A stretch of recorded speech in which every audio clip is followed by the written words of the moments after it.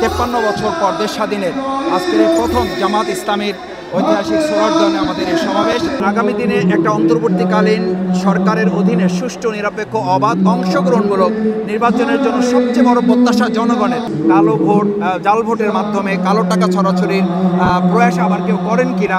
যে গেটগুলো ছিল 3টা গেটে আমরা বন্ধ করে দেওয়ার কথা বলেছি, যাতে আর ভিতরে লোক ঢুকতে না পারে, কারণ ইতিমধ্যে ক্রাউড হয়ে গেছে। এখন আমাদের এদিকে গাবতলী, কল্যাণপুর, যাত্রাবাড়ি, সায়দাবাদ, সদরঘাট, বাবুবাজার, কমলাপুর রেল স্টেশন পর্যন্ত যারা নামছেন তারা আর সামনের দিকে কেউ এগোতে পারছে না। গাড়িগুলো যাত্রাবাড়ি থেকে আসতে পারছে না, গাবতলী থেকে ঢুকতে পারছে না। সদরঘাটে যারা নামছেন তারা সামনে আসতে পারছেন না, কমলাপুর থেকে যারা আসছেন তারাও সামনে এগোতে পারছেন না। প্রত্যেকটা রাস্তায় ইতিমধ্যে লোকে লোকারণ্য হয়েছে। আমরা বিশ্বাস করি বাংলাদেশের মানুষের যে অফুরন্ত ভালোবাসা, এটা আজকের যে জামাত ইসলামীর 7 দফা, এটার প্রতি অকুণ্ঠ সমর্থন এবং বিগত দিনে আমাদের প্রতি যে অবিচার করা হয়েছে তার বিরাট প্রতিবাদের অংশই হচ্ছে 53 বছর পর দেশ স্বাধীনের আজকের প্রথম জামাত ইসলামীর ঐতিহাসিক সোহরাওয়ার্দী আমাদের এই সমাবেশ। ইতিমধ্যে এটা সফল হয়েছে। আমরা শেষ পর্যন্ত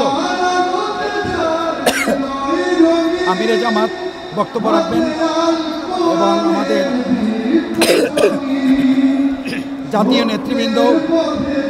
জাতীয় নেতৃবৃন্দ বক্তব্য রাখবেন। আপনারা জানেন যে আমাদের বিচার সংস্কার, পিয়ার পদ্ধতি, তারপরে আমাদের প্রবাসী যারা ভোটার আছেন তাদের ভোট নিশ্চিতকরণ, এরপরে জুলাই সনদের ব্যাপারে আমরা জুলাই মাসে এই সনদ যাতে দেওয়া হয় সে ব্যাপারে আমরা অন্তর্বর্তীকালীন সরকারের কাছে দাবি জানানো হবে এবং আগামী দিনে একটা অন্তর্বর্তীকালীন সরকারের অধীনে সুষ্ঠু নিরপেক্ষ অবাধ অংশগ্রহণমূলক নির্বাচনের জন্য সবচেয়ে বড় প্রত্যাশা জনগণের।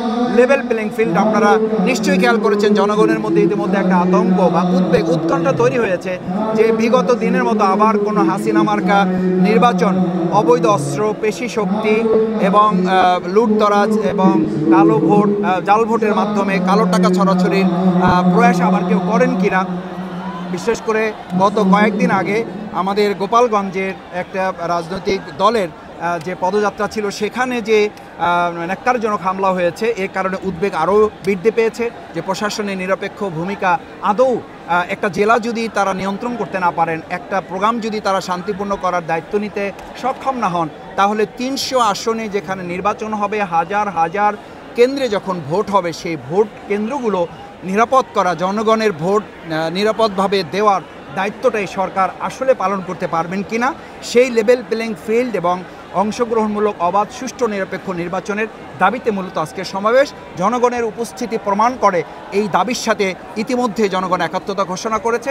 জাতীয় নেতৃবৃন্দের বক্তব্যের আহ্বান নিয়ে তারা গ্রামে গঞ্জে পৌঁছে যাবে এবং একটি জনসচেতনতামূলক পরিবেশ তৈরি হবে যা এই সরকারকে আমাদের এই দাবিগুলো মানার জন্য একটা চাপ প্রয়োগ করবে।